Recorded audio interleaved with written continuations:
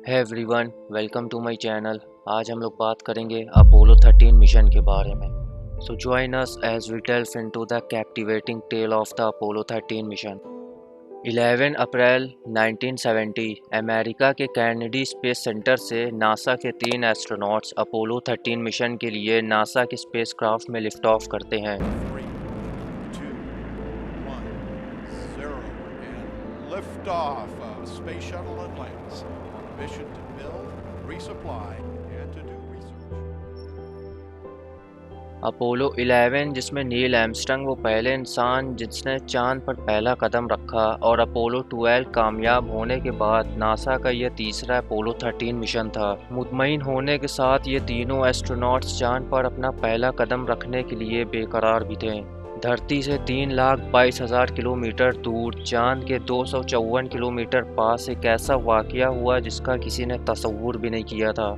Spacecraft के main oxygen tank में एक ज़ोरदार खौफनाक धमाका होता है। दोस्तों, स्पेस में कोई सैटेलाइट या कोई रोबोट ही भेजना नासा के लिए एक बहुत मुश्किल टास्क होता है। वहीं किसी इंसान को स्पेस में भेजना और उन्हें सही सलामत अर्थ पर वापस लाना बेहद बड़ी बात है। शदीद इंजीनियरिंग, सालों साल की रिसर्च और सख्त मेहनत के बाद ये स्पेसक्राफ्ट डेवलप की जाती है जो कि एस्ट्रोनॉट को अर्थ जैसा एटमॉस्फेयर स्पेस में स्पेसक्राफ्ट के अंदर दे सके। खैर, इस मिशन के लिए 3 लोगों को चुना गया था। कमांडर पायलट जिम लॉवेल और बाकी के दोनों मॉड्यूल पायलट जैक स्वीगेल्ट और फ्रेड हैस। क्योंकि ये चांद पर इंसानों का कोई पहला सफ़र नहीं था तो लोगों को कोई ख़ास दिलचस्पी नहीं थी। लॉन्च को देखने के लिए 2 लाख लोग मौजूद थे, जबकि पिछले साल 70 लाख लोगों ने लिफ्ट ऑफ को देखा। इस स्पेसक्राफ्ट के मेन 3 हिस्से थे। ये कोन शेप का हिस्सा कमांड मॉड्यूल जिसमें तीनों एस्ट्रोनॉट बैठे थे, navigation gear, life support system, radios से सारे कंट्रोल इसी हिस्से में थे। दूसरा हिस्सा लूनर मॉड्यूल जिसका मकसद चांद के सरफेस पर लैंड करना और काम होने के बाद उन्हें वापस लेके जाना। तीसरा और अहम हिस्सा ये सिलेंडर की शेप वाला सर्विस मॉड्यूल था जिसमें स्पेसक्राफ्ट के इंजन्स, हाइड्रोजन टैंक्स और ऑक्सीजन टैंक्स मौजूद थे। 11 अप्रैल 1970 अपोलो 13 की लॉन्च सक्सेसफुली होती है। अब मिशन ये था कि पहले स्पेसक्राफ्ट पूरा अर्थ के ऑर्बिट से निकलकर मून के ऑर्बिट में इंटर होगा और फिर मून का चक्कर लगाते हुए 2 एस्ट्रोनॉट्स लूनर मॉड्यूल में बैठकर स्पेसक्राफ्ट से अलग होकर सही जगह पर चांद पर लैंड कर जाएंगे। अपोलो 13 को एक ऐसे जगह पर लैंड करना था कि किसी ज़माने में चांद के इस हिस्से पर किसी एस्ट्रॉयड के गिरने से बेहद बड़ा गड्ढा हो गया था जिसे फ्रा मौरा भी कहा जाता है। अब बस इन्हें चांद पर सैंपल कलेक्ट करने के बाद लूनर मॉड्यूल की मदद से वापस चांद के ऑर्बिट में आएंगे और दोबारा स्पेसक्राफ्ट में जाकर अटैच होकर वापसी अर्थ की ओर रवाना हो जाएंगे। लेकिन इनके वहमो गुमान में भी नहीं था कि चांद तो दूर की बात, इनकी ज़िंदगी भी दांव पे लग जाएगी। 55 घंटे के सफ़र के बाद रूटीन के हिसाब से मिशन कंट्रोल से कमांड आता है एस्ट्रोनॉट स्वीगर्ट के पास कि ऑक्सीजन लेवल जाकर चेक करें। ऑक्सीजन टैंक का लेवल चेक करने के लिए स्वीगर्ट ने जब बटन दबाया तो ज़ोरदार झटके से 2 ऑक्सीजन टैंक में से एक फट जाता है और दूसरे टैंक की ऑक्सीजन तेज़ी से कम होने लगी।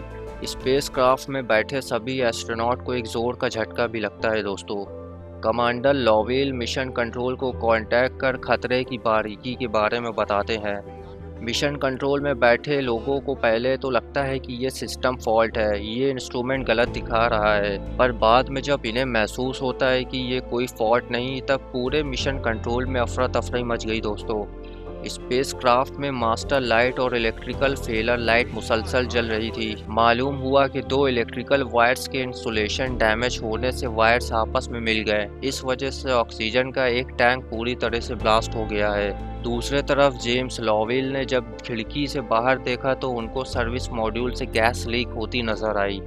वो दूसरे टैंक की ऑक्सीजन थी जो तेज़ी से लीक हो रही थी। इसी प्रेशर की वजह से स्पेसक्राफ्ट भी अपनी करंट रूट मून और अर्थ से काले स्पेस की ओर मुड़ गया था। अगर अपनी डायरेक्शन इन्होंने चेंज नहीं की तो ये हमेशा हमेशा के लिए डीप स्पेस में खो जाते। अब इस वक्त तक तीनों एस्ट्रोनॉट्स को भी महसूस हो गया था कि वो एक बहुत बड़े मसले में फंस चुके हैं। कंडीशन ये थी कि सारे नॉन एसेंशियल सिस्टम को शट डाउन कर दिए गया। हीटर से लेकर लाइट्स और इनके आखिरी पावर बैकअप बचा हुआ था और जो ये लोग ऑक्सीजन ले रहे थे वो भी आखिरी और लीक टैंक से आ रहा था। दोस्तों, इन्हें सबसे पहले स्पेसक्राफ्ट की डायरेक्शन चेंज करनी थी। दूसरी तरफ ये खौफनाक खबर पूरी दुनिया में फैल चुकी थी।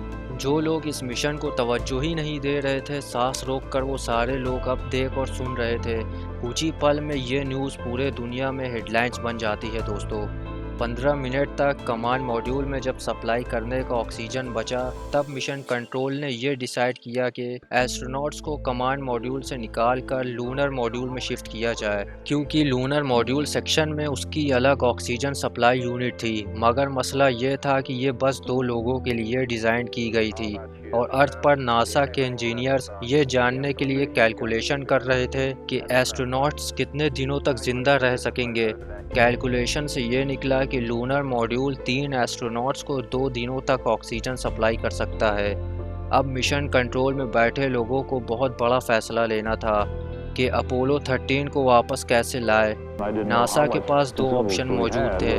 पहला था कि स्पेसक्राफ्ट का मेन इंजन, जो कि सर्विस मॉड्यूल जहां पर धमाका हुआ था वहां पर था, उसके मदद से अर्थ की तरफ लाया जाए, पर कोई नहीं जानता था कि इंजन पर डैमेज हुआ है या नहीं। दूसरे तरीका था कि चांद का चक्कर लगाकर ग्रेविटी का इस्तेमाल करके अर्थ पर आया जाए, जिसमें सर्विस मॉड्यूल को चलाने की ज़रूरत नहीं पड़ेगी।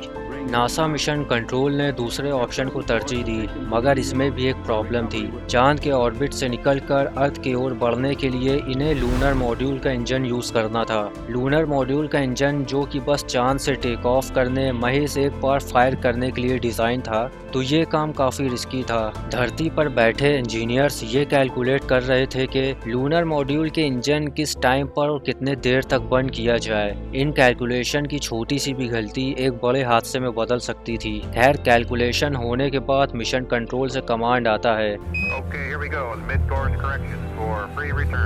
और स्पेसक्राफ्ट में बैठे एस्ट्रोनॉट्स वही करते हैं और दूसरी बार इंजन को फायर करते हैं, तकरीबन 35 सेकंड तक। मून का चक्कर लगाने के बाद ये दूसरा बर्न था इंजन का, जिससे इनकी डायरेक्शन अर्थ की ओर हो चुकी थी। वहीं अर्थ पर सारी दुनिया इस मंजर को देख रही थी और एस्ट्रोनॉट्स को सही सलामत धरती पर लौटने का इंतजार कर रही थी। अर्थ के नज़दीक आने के बाद एक खतरा नासा और तीनों एस्ट्रोनॉट्स को मज़ीद परेशान कर रहा था कि एस्ट्रोनॉट्स को लूनर मॉड्यूल से निकालकर कमांड मॉड्यूल में वापस आना था, क्योंकि कमांड मॉड्यूल ही री एंट्री के टाइम अर्थ के एटमॉस्फेयर की गर्मी और प्रेशर झेलने के लिए बना था। मसला ये था कि कमांड मॉड्यूल के सिस्टम बंद होने के सबब वहाँ के टेम्परेचर कंट्रोल में नहीं थे।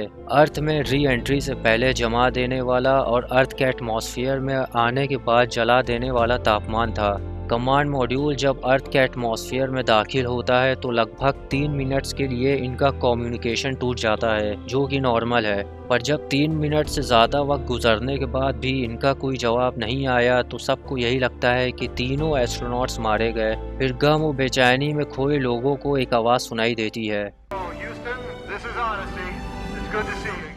तीनों एस्ट्रोनॉट्स की जान बच जाती है। कमांड मॉड्यूल का पैराशूट डिप्लॉय होता है और पैसिफिक ओशन में खैर व आफियत के साथ लैंड कर जाता है। 17 अप्रैल 1970 का ये दिन स्पेस मिशन हमेशा के लिए यादगार हो जाता है।